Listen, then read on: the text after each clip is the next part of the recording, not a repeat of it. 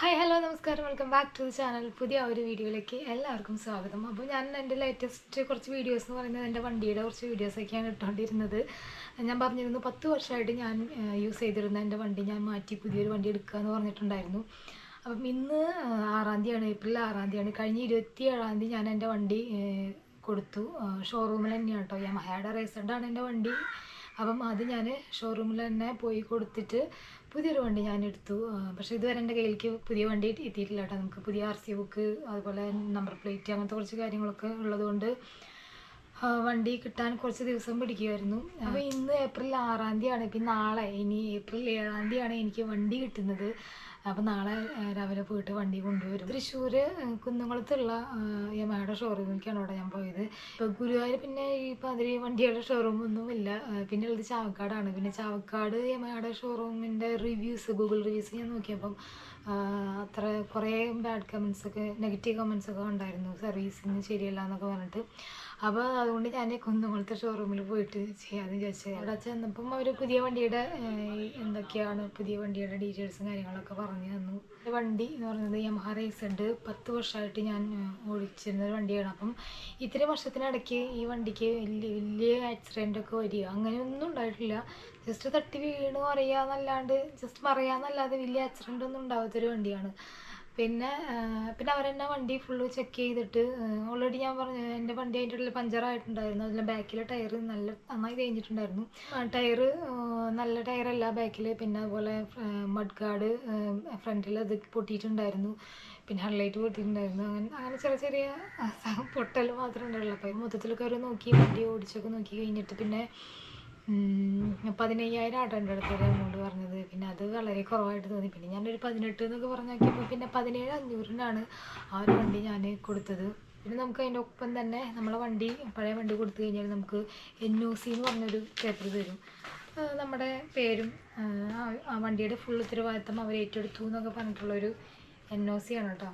അത് വണ്ടി എടുത്തതിന്. അപ്പം ഇതുപോലെ അപ്പം നമ്മുടെ അഡ്രസ്സും കാര്യങ്ങളൊക്കെ വെച്ചിട്ട് ഇതുപോലൊരു NOC അവർ എഴുതിയിട്ട് തരും. അപ്പം ഇതിൽ പറഞ്ഞിരിക്കുന്നത് ഈ വണ്ടിയുടെ ഫുൾ ഉത്തരവാദിത്തം ഇവർ ഏറ്റെടുത്തിരിക്കുന്നു എന്നുള്ളതാണ്. അപ്പം ഇനി ഈ ഒരു വണ്ടി അവർ നേരെ ഈ വണ്ടി കച്ചവടക്കാർക്ക് അങ്ങനെയാണ് കൊടുക്കുന്നത്. അവിടെ കൊടുത്ത് പിന്നെ ഒരു സെക്കൻഡ് ഓണർ കിട്ടുന്നത്. ഇപ്പോഴും അതിൻ്റെ RC ബുക്ക് ചേഞ്ച് ആയിട്ടില്ല, പേര് ചേഞ്ച് ആയിട്ടില്ല. എൻ്റെ പേര് തന്നെയാണ് വണ്ടി ഉള്ളത്. അപ്പം ഇനിയിപ്പോൾ സെക്കൻഡ് ഓണർ വന്നിട്ടൊക്കെ വേണം ഇത് ചേഞ്ച്, ഈ RC ബുക്ക് ചേഞ്ച് ചെയ്യാനായിട്ട്. അതിന് ചിലപ്പോൾ ഇനിയിപ്പോൾ എത്രത്തോളം കാലം പിടിക്കുന്നൊന്നും അറിയാൻ പറ്റില്ല. പക്ഷെ എന്നാലും RC ബുക്ക് ചേഞ്ച് ചെയ്യുന്നത് വരെ നമ്മളത് ആ ഒരു കാര്യം വിട്ടു പോകരുത്. ആക്ച്വലി വണ്ടി ഇപ്പോഴും എൻ്റെ പേര് തന്നെയാണ്. ഇനി അത് ഇവർ RC ബുക്ക് ചേഞ്ച് ചെയ്യാണ്ട് വേറെ ആരെങ്കിലുമൊക്കെ ഇങ്ങനെ യൂസ് ചെയ്യുകയാണെന്ന് വെച്ചെങ്കിൽ അത് എനിക്ക് തന്നെയായിരിക്കും പ്രശ്നം വരിക.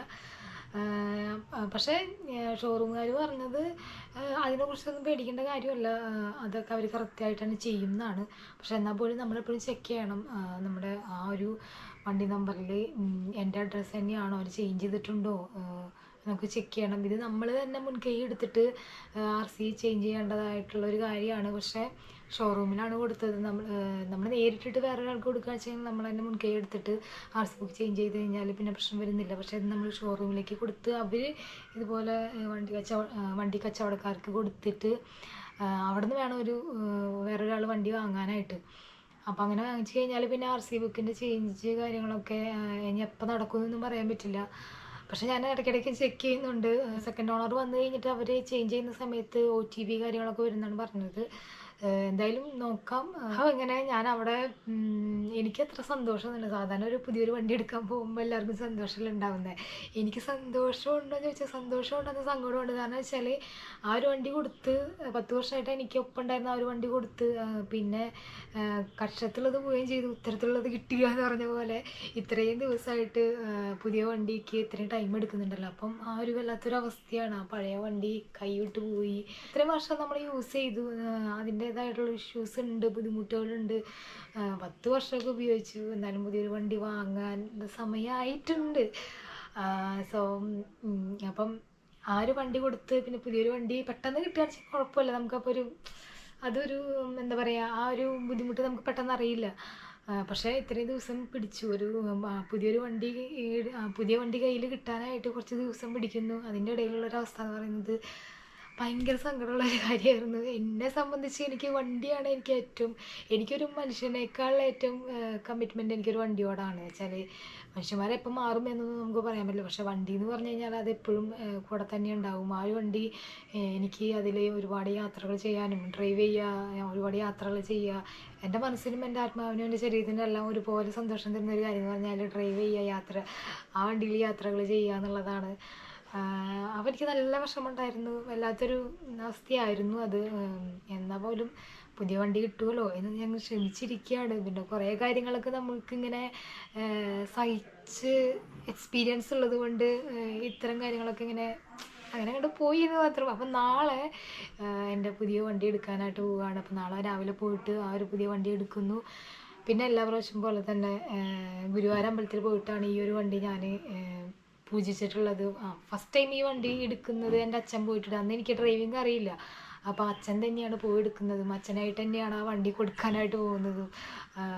ആ വണ്ടി അവസാനമായിട്ട് ഓടിച്ചത് അച്ഛൻ തന്നെയാണ് കേട്ടോ.